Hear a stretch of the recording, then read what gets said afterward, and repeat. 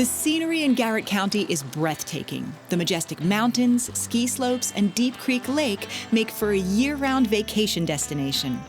But for those who aren't just visiting, living and working in Mountain, Maryland comes with a special set of challenges, especially if you're a farmer. This is a small example of our bear damage.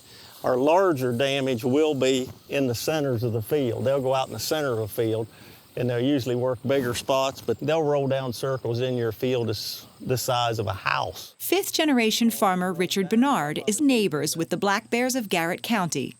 His 525-acre farm is surrounded by dense forest, and his crops?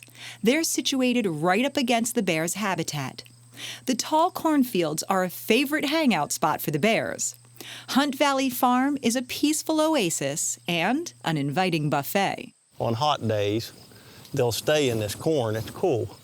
The wind blows through it, and it keeps the sun off of them, and they've got a great food source. As far as the bears are concerned, it's first come, first served, which means the Bernards have to act quick. The pressure to salvage the crops is constant, and the first line of defense is 2 new grain bins.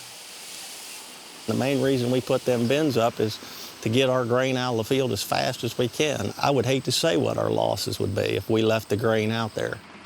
On average, Richard takes a hit of about $5,000 to $10,000 a year, all because of wildlife damage to his crops. The bears are a threat to the oats and corn, while deer prefer the soybeans. This is one of our bean fields, and bear don't seem to bother the beans. That's one of the good things. That's one of the reasons we are switching to beans, but the deer hit them pretty hard. For the longest time, Richard wasn't able to grow soybeans. The Garrett County growing season was too short. But these days, there are new varieties that can handle the western Maryland climate. Now, deer are the challenge.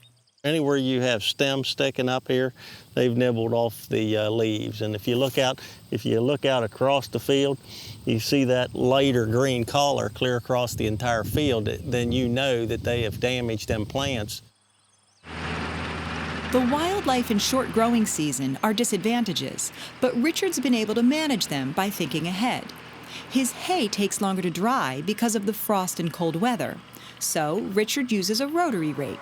It helps dry out the hay and gets the job done quicker. This helps it. It helps the air to move through the windrow even after it's up in the air. And for Richard, a perfect bale of hay is important. It's his other source of income. We market the hay mostly in the D.C. area, Northern Virginia, up into Annapolis, Maryland. Last year we made 32,000 bales, and my grandfather would make about 3,000 or 4,000 a year.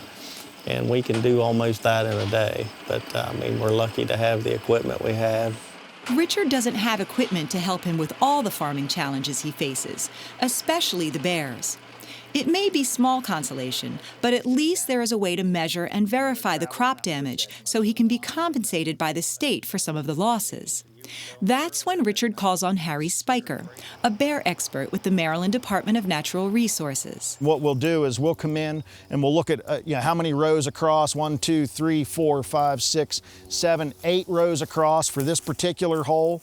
And then we'll go to the other end.